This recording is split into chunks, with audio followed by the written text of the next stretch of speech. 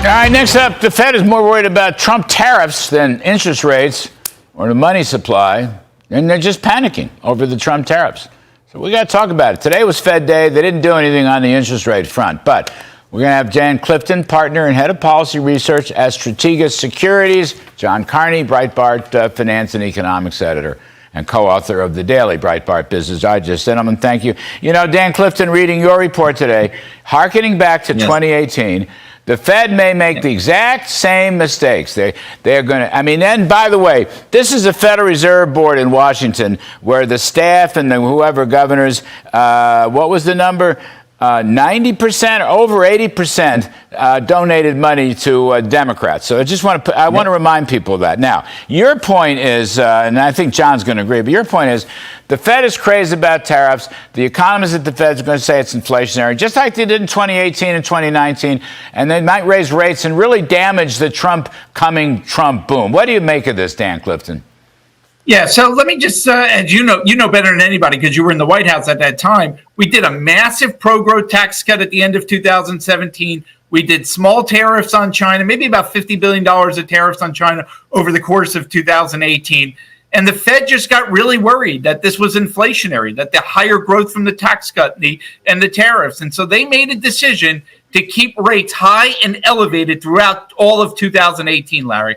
And what they did was they cut off growth. You could see it in the yield curve flattening all throughout the year. And boom, December of 2018 comes and the S&P 500 falls 20% in the month of December. And they were then forced to cut. So they were wrong. Trump was right.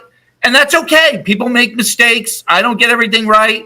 But they are literally using the same logic today to justify higher interest rates now. Yeah. They were all about cutting rates in September. Today, they're all about, the inflation is not moderating down, and we're worried about tariffs. This is three meetings in a row where they've been focused on tariffs. John Carney, Dan makes awful good points here. By the way, I think that, correct me if I'm wrong, but my suspicion, let me put it to you that way, the Fed's staff, the Washington staff, and 300 or 400 economists, they think Trump, first of all, is not a good president. They're not Trumpers. They're anti-Trumpers. Second of all, they think the tariffs will be inflationary. That's one way of getting at Trump, which is what Dan is describing. Third of all, John, as you pointed out, we've discussed, the Fed thinks, strong growth is inflationary. They have this Phillips curve thing.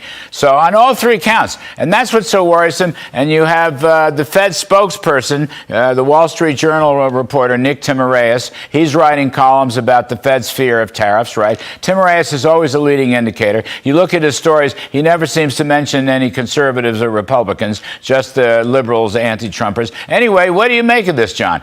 Do you see it? Are you worried about it? Or would the Fed just do what they're supposed to do, John Carney? Wait, do nothing until the Trump plan is passed and implemented. I think they're playing a very interesting game because you're absolutely right. The Wall Street Journal printed Nick Timiraos' story, and it was clearly meant to say that the Fed is very worried about inflation from these tariffs. But today, in his press conference, Powell took a very different stance. He absolutely refused to hit back at the tariffs. I think that he may have gotten the message overnight that Wall Street Journal article was a mistake, that he was politicizing the Fed. And he very clearly said, I'm not going to talk about tariffs.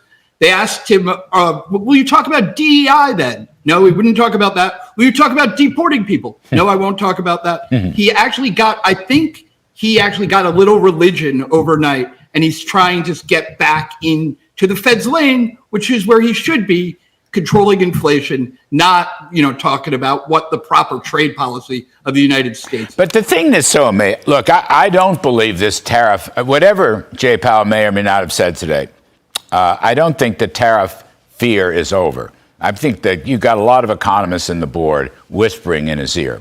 But there's nothing to report about yet. But Dan, what's so interesting? We've now, I think Colombia, the Trump threatening Colombia on accepting deported criminals back to Colombia. We didn't get the 25 or 50% tariff on Colombia because of Trump's tariff diplomacies. They didn't do it.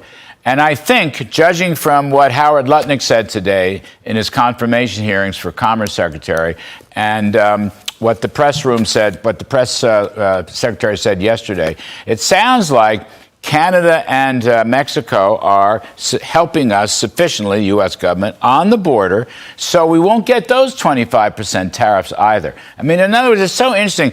The people who are crazed about tariffs don't understand Trump. They don't understand his negotiation. They don't understand tariff diplomacy.